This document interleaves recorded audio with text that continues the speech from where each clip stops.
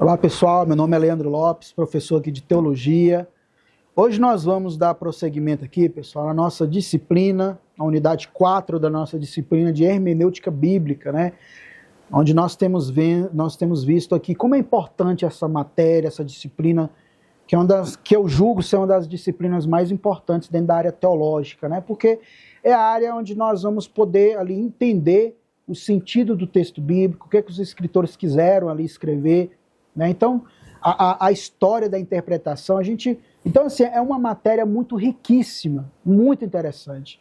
Então, hoje, no nosso prosseguimento aqui nessa matéria, pessoal, de Hermenêutica Bíblica, unidade 4, nós vamos ver hoje a parte do cânon bíblico, né?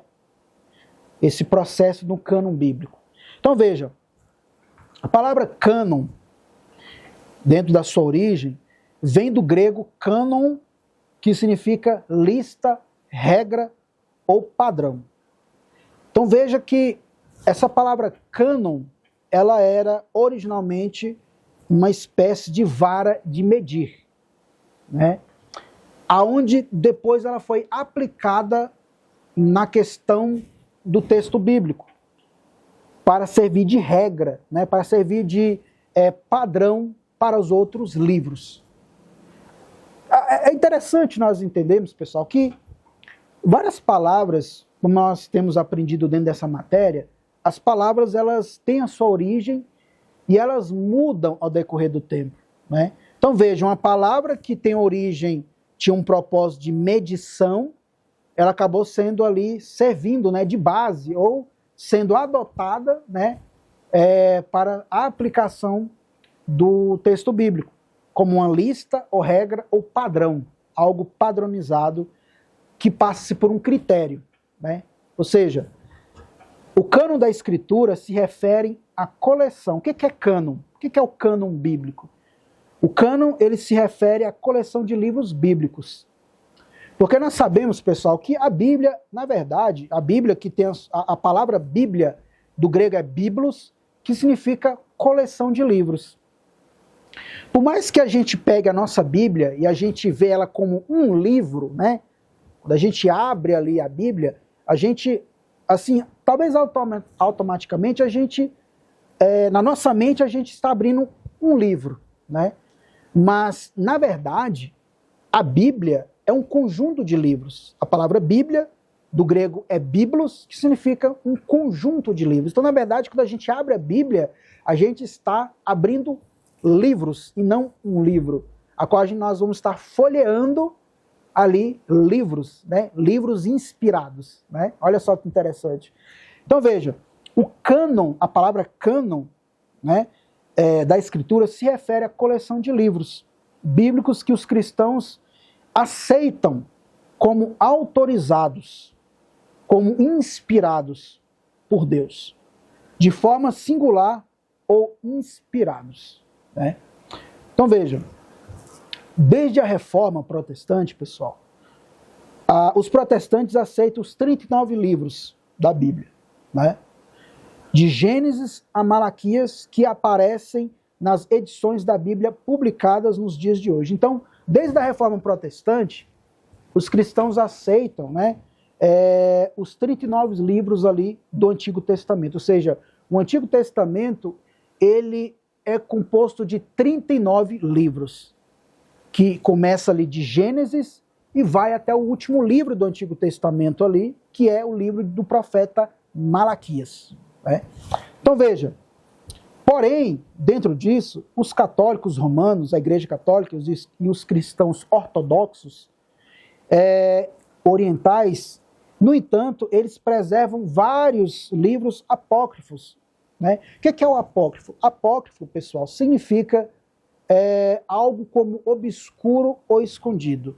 Em outras palavras, os livros apócrifos, eles vão ser ali aplicados, esse conceito também, aos livros que não foram reconhecidos como inspirados, né, por Deus. Então, por exemplo, na Igreja Católica, na Bíblia Católica, vai haver, digamos, 7 livros a mais do que a Bíblia Protestante. Porque a Bíblia Protestante, pessoal, ela segue a mesma quantidade de livros que a Bíblia Hebraica. embora na Bíblia hebraica, a divisão da Bíblia hebraica, ela é diferente da nossa. Por exemplo, na nossa Bíblia, vai ter o livro de 1ª e 2ª Reis, o livro de 1ª e 2ª Crônicas. Na Bíblia hebraica, 1ª e 2ª Reis é um livro só. Na Bíblia hebraica, o livro de 1ª e 2ª Crônicas é um livro só. Na nossa Bíblia vai ter o livro de Esdras e de Neemias. Na Bíblia hebraica, Esdras e Neemias é um livro só. Então, só dando essa explicação para vocês terem uma ideia dessa divisão, né? Porém, fora isso, a Bíblia protestante segue a mesma quantidade da Bíblia hebraica, de livros, né? Já a Bíblia católica, quando você lê a Bíblia católica, vocês vão ver que existem 7 livros a mais ali, que é o livro de Judite, o livro de 1ª e 2ª Macabeus, o livro de Baruque, o livro de Eclesiásticos, não confundir com Eclesiastes. Na Bíblia católica tem um livro de Eclesiástico, tem ali a Sabedoria de Salomão, vai ter ali também os acréscimos no livro de Esté, e ali os acréscimos no livro do profeta Daniel, que vai ter ali a história de Susana e de Bel e o dragão, né? E vai ter ali também a oração ali de Manassés. Então veja, pessoal, que esses livros apócrifos, eles foram preservados pela Igreja Católica e pela Igreja Ortodoxa, né, cristã. Por quê? Porque eles entenderam que, de certa forma, esses livros eles têm algo a ensinar. Martinho Lutero, ele deixou uma instrução para a Igreja, a qual ele dizia que, olha, não rejeiteis os livros apócrifos, no sentido assim de condená-los, né? Mas pegai o valor histórico deles, considerai, né, o valor histórico dos livros apócrifos. Por quê, pessoal? Porque, em outras palavras, por mais que esses livros não foram reconhecidos como inspirados por Deus, mas existe o contexto histórico deles. Tem coisas ali que por mais que esses livros não foram considerados inspirados ou não entraram no cânon bíblico, não entraram dentro dessa regra, né? Nós aprendemos que cânon significa regra, né? Significa essa vara de medir, esse padrão. Por mais que eles não passaram por esse critério, por esse padrão, esses livros contêm o valor histórico deles. Tanto é, pessoal, que o livro de Macabeus, por exemplo, ele vai servir de pano de fundo para nós entendermos muita coisa do Novo Testamento. Quer um exemplo? Os fariseus, né, o famoso grupo dos fariseus ali, que teve vários embates com Jesus e tudo mais, que é conhecido pela hipocrisia, né? Eles surgiram lá no livro de Macabeus, onde ele surge como um grupo, primeiramente um grupo religioso, e que depois acaba também se tornando um grupo político, e poderoso, influente ali, né? Então veja que o livro de Macabeus, por mais que ele não foi considerado um livro apócrifo, não foi considerado um livro inspirado, mas a gente vai ver muita coisa interessante no livro de Macabeus, inclusive para entender o Novo Testamento, ele serve de pano de fundo para nós entendermos o Novo Testamento. Vai ter milagres ali também no livro de Macabeus, né? Interessante isso. Nós vamos ver o livro de Tobias, por exemplo, que é um livro apócrifo que contém na Bíblia Católica. Nós vamos ver a história ali de Tobias. Nós vamos ver ali também, juntamente com a história de Tobias, a figura do anjo Rafael. Um dos anjos que, no caso, na Bíblia protestante, na nossa Bíblia, a gente, lendo a Bíblia, a gente vai ver ali a história a gente vai ver ali 2 anjos somente sendo mencionados, que é o anjo Gabriel, né? O anjo que, digamos, que é o anjo mensageiro, inclusive foi ele que anunciou a Maria ali, né? Que ela ia ser mãe do nosso Salvador. E é mencionado também o nome de Miguel, né? Lá no livro do profeta Daniel.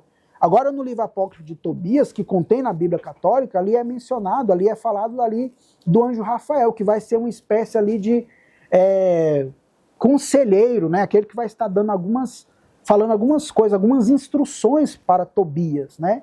Como exemplo. Então veja, pessoal, que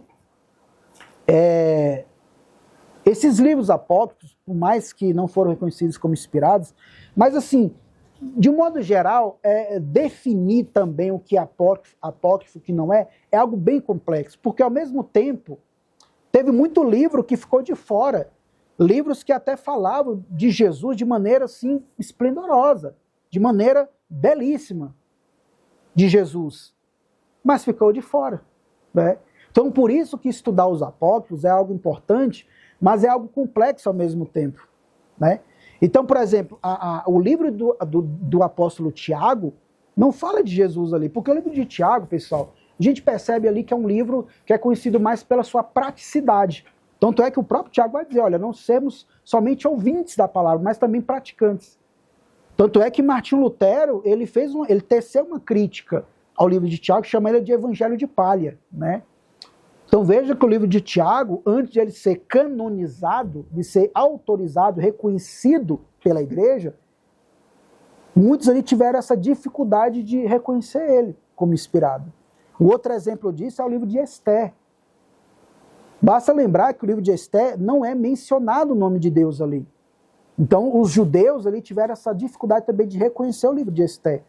Porque ali não é mencionado o nome de Deus. Vai estar se referindo a alguma palavra para fazer uma referência a Deus, mas o nome de Deus não é ali falado de maneira explícita. É claro que quando a gente lê ali o livro de Esther, pessoal, é inegável a gente não perceber o trabalhar do Espírito Santo de Deus ali, trabalhando, dando a direção ali, a figura principal ali de Esther e ali de Mardoqueu. É inegável a gente não perceber o Espírito Santo de Deus dando a instrução, dando um direcionamento no trabalho ali, né? É inegável isso. Mas o que eu quero enfatizar é que o estudo dos livros apócrifos não é algo tão fácil também, né? Porque geralmente a gente entende que livro apócrifo é aquele que não foi reconhecido como inspirado, né? Mas mesmo assim é um trabalho também muito árduo. Então veja, quando a gente pega também, dentro disso, junto com isso, tanto o Antigo como o Novo Testamento teve influência de outras culturas, né? Tanto o Antigo como o Novo Testamento teve essa influência de outras culturas.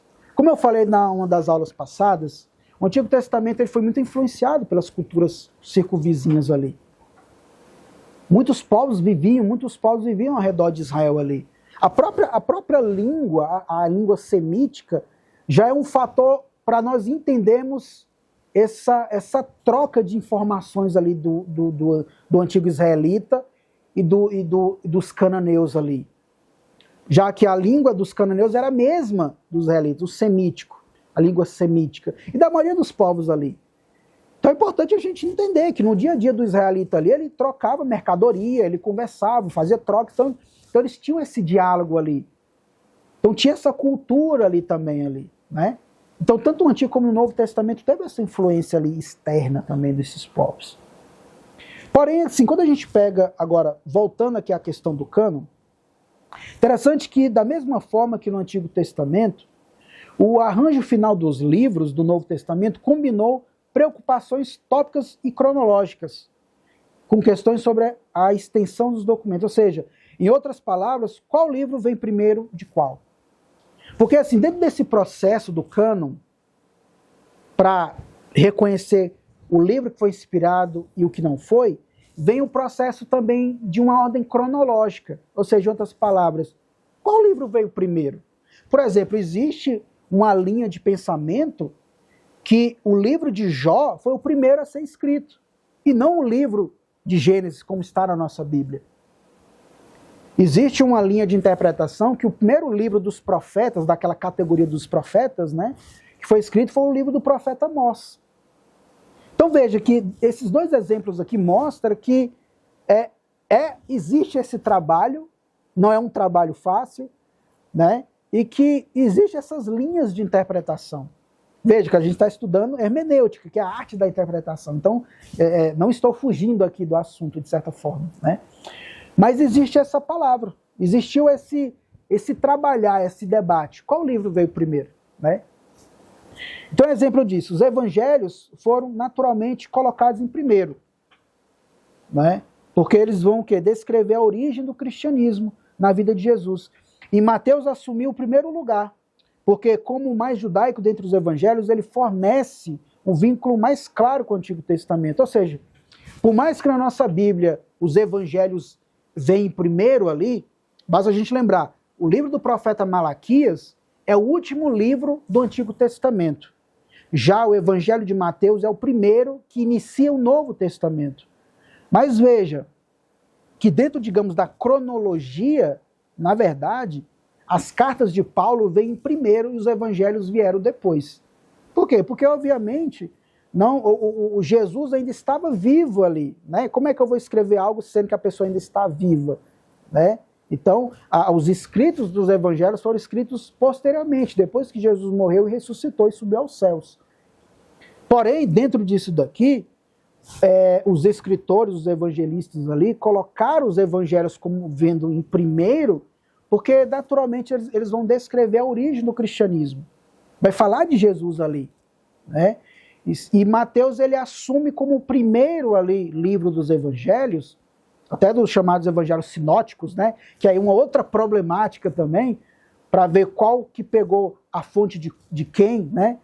E o que é o sinótico? Sinótico significa parecidos ou semelhantes, ou uma palavra que é interessante, que um famoso teólogo, George Led, usou, né, na sua obra Teologia do Novo Testamento, onde ele usa a expressão ver em conjunto, significando essa palavra sinótico, né? Então, para ele, sinótico significava uma visão em conjunto, ou ver em conjunto. Porque quando nós lemos ali os 3 primeiros evangelhos de Mateus, Marcos e Lucas, nós vamos ver que eles são parecidos em suas narrativas, né? Então, veja, Mateus ele acaba assumindo o primeiro ali dos evangelhos por ele ser esse livro mais judaico. O público de Mateus é um público mais judaico. E por ele ter esse vínculo com o Antigo Testamento. Porque uma das grandes ênfases, pessoal, do evangelho de Mateus ele vai enfatizar é que as profecias do Antigo Testamento se cumprem ou se cumpriram em Jesus Cristo. Ou seja, tudo aquilo que os profetas falaram a respeito do Messias, de Jesus, se cumpriram ali. Então, essa será uma das grandes ênfases do evangelista Mateus para o seu público ali judaico, de que as profecias do Antigo Testamento se cumpriram ali em Cristo Jesus. Então veja, um outro ponto também dentro disso que é importante, dentro dos critérios para a canonicidade do Novo Testamento, é a apostolicidade. Ou seja, acreditava-se que todos os escritos do Novo Testamento eram vinculados aos apóstolos. Por isso que quando nós lemos Atos dos Apóstolos ali, onde muitos consideram que a igreja nasce lá em Atos 2, pouco tempo depois a gente vai ver ali a formação da igreja, o seu desenvolvimento, né? Vai falar da partilha do pão, né? Vai falar que os bens materiais dos irmãos ali era de todo mundo, não tinha esse negócio ali de algo individual, que o que era meu não era meu, mas era do meu irmão, né? Vai falar da partilha dos pães, mas vai falar algo interessante, que ali a igreja seguia ou estava firmada na doutrina dos apóstolos. Por quê? Porque os apóstolos, pessoal, aqueles que deram ali uma continuidade nos ensinos na obra de Jesus Cristo. Foram eles que ali continuaram, né, a obra de Jesus ali. Foram aqueles que puderam ali, tiveram essa autoridade em Jesus Cristo, dentro dos seus ensinos, dentro da sua doutrina, de poder continuar aquilo que Jesus iniciou. Por isso que Atos vai dizer o quê? Que a igreja ali estava firmada na doutrina dos apóstolos. Então, um dos critérios da canonicidade ali do Novo Testamento é que eles acreditavam que todo o Novo Testamento estava vinculado aos apóstolos. O outro ponto é a ortodoxia. A ortodoxia, pessoal, significa crença correta, né? E essa ortodoxia, fazendo parte desse critério da canonicidade do Novo Testamento, mostra que os cristãos acreditavam que a teologia e a ética promovidas, ou seja, livros do Novo Testamento, aderem como um todo a uma ortodoxia comum. Ou seja, essa crença comum. Ou seja, em outras palavras, tudo ali que está escrito no Novo Testamento estava de comum acordo. Não existia ali, digamos, uma contradição, mas que tudo ali, todos os ensinamentos, toda a doutrina, ela não estava em desacordo nem com um apóstolo e nem com outro, mas todos estavam de comum acordo. Estavam ali o quê? Numa ortodoxia, ou seja, uma crença correta. Então veja, os livros se mostraram úteis para um grande número das igrejas desde as primeiras gerações do cristianismo, como também era o reconhecimento amplo da autoridade como um todo. Ou seja, pessoal, interessante nós sabemos que quem reconheceu esses livros como inspirados foi a igreja. Mas é importante nós sabermos também, pessoal, que vários livros estavam circulando ali. Talvez fique essa pergunta, professor Leandro, então por que também alguns livros não entraram no cânon bíblico? Bom, como eu falei, essa questão é bem complexa, porque enquanto alguns livros, teve livros que falaram de Jesus de maneira muito linda, muito forte, muito poderosa, mas ficaram de fora. Já há livros que entraram dentro do cânon bíblico, e eu ali citei, por exemplo, o livro de Esté, o livro de Tiago, que por mais que tivesse dificuldade de reconhecer eles como inspirados para entrar no cânon bíblico, mas eles acabaram entrando. E são livros poderosos, que mostram ali, o livro de Esté mostra ali essa perseguição, né, pessoal, sobre os judeus, que quase o povo de Deus ali foi exterminado por Amã, né, aquele homem perverso. Mas que Deus deu um grande livramento ali, usando Mordecai, ou Mardoqueu, né, e Esté como instrumentos para que o povo de Deus ali tivesse a vitória final e permanecesse ali vivos, né? E a gente pega o livro do apóstolo Tiago, que é um livro que é conhecido pela sua praticidade, né? Por uma vida cristã prática, não somente de ouvinte, mas prática. Mas são livros que entraram, não falam ali de Deus ou de Jesus de maneira explícita, mas entraram dentro do cânon bíblico. Mas vários livros ali estavam circulando, pessoal, na igreja primitiva. A questão é que também alguns livros acabaram, digamos, assim como eles estavam circulando, eles acabaram também, digamos, caindo em desuso. Não querendo aqui, talvez, trazendo algo vulgar, né? Usar a expressão vulgar não no sentido um pouco pejorativo, mas assim, não digamos, secularizando, né? Mas ao mesmo tempo mostrando o seguinte: hoje em dia vem o que? As modas, né? Os chamados modismos. Ou seja, entra algo que a gente costuma dizer está na moda, fica por um tempo, mas depois sai. Então, por exemplo, agora, um pouco tempo atrás, estava aí uma febre chamada morango do amor, né? Onde muitas pessoas estavam querendo provar esse morango do amor, vários estabelecimentos fazendo ali, né? Trazendo caixas e mais caixas de morango. Com certeza o morango aumentou, né, nesse período. Então, ou seja, foi uma moda no momento, um modismo, mas que passou. Então, assim, pegando um exemplo aqui, só para vocês entenderem, assim foi com muitos livros que estavam circulando na época ali da igreja primitiva. Foram livros que entraram, a igreja primitiva estava lendo em seus cultos, fazendo parte ali, né, dos seus cultos, mas ao decorrer do tempo esses livros ficaram em desuso. Tanto é, pessoal, que muitos livros ficaram de fora. Muitos livros, muitas cartas foram perdidas ao decorrer do tempo. Livros importantes, que com certeza falam grandemente de Jesus Cristo e da sua obra, mas que se perderam ao decorrer do tempo, né? Mas o que eu quero enfatizar é que quem teve esse papel importante de reconhecer também esses livros como autoridade, como inspirados, foi a igreja de Jesus Cristo. A igreja teve esse papel importantíssimo de reconhecer esses livros. Na verdade, reconhecer livros que já estavam ali circulando, que já tinham, na verdade, a sua autoridade. E a igreja ali foi e reconheceu. Então veja só que interessante, pessoal. Então nessa unidade aqui, nós aprendemos, na unidade 4, nós aprendemos o que é o cânon, nós aprendemos um pouquinho esse processo, e nós aprendemos que, assim como o estudo da hermenêutica, o estudo também dos apócrifos, o estudo da Bíblia, pessoal, tem as suas complexidades também. Mas eu digo que é algo prazeroso poder ali estudar a palavra de Deus. Até a próxima.